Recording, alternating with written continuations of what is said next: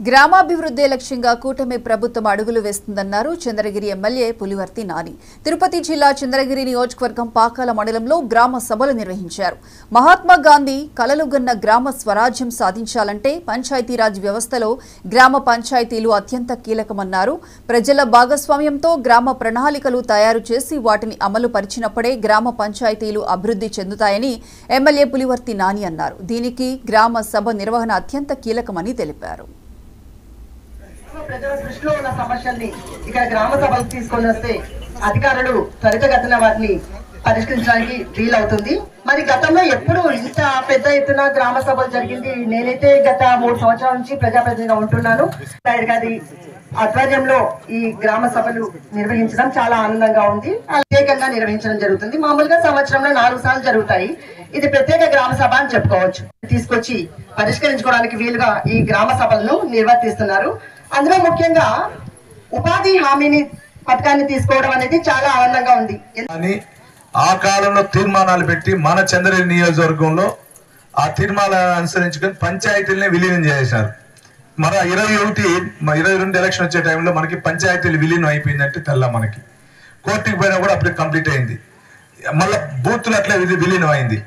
ఆ విధంగా జరగకూడదు. ఏమి మంచి చేయాలన్నా చెడు చేయాలన్నా ఏమి చేయాలన్నా మిమ్మల్ని అనుసరించుకొని ప్రజలను అనుసరించుకొని ప్రజల ద్వారా ఒప్పందం చేసుకొని గ్రామ తీర్మానాలు పెట్టాలి. ఆ విధంగా జరగకూడదు అనేసి ఈ రోజు గ్రామ తీర్మానాలు పెట్టి ఈ తీర్మానాల ద్వారా ప్రజలకు అవసరాలకు సంబంధించి ఏమి చేయాలన్నా ఈ తీర్మానం ద్వారా చేయాలని కూడా నిర్ణయించారు. కాబట్టి ఇది ప్రజల ప్రభుత్వం అనే దానికి ఇది ఒక నిదర్శనాన్ని కూడా తెలియజేసుకుంటున్నా.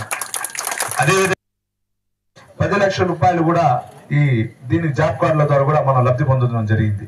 అదేవిధంగా మన టోటల్ పాకాల మండలానికి ఎత్తుకుంటే 6,283 జాబ్ కార్డ్స్ ఉంది. దీనికి గాను వేజ్ వచ్చింది 7,682 కుటుంబాలకి.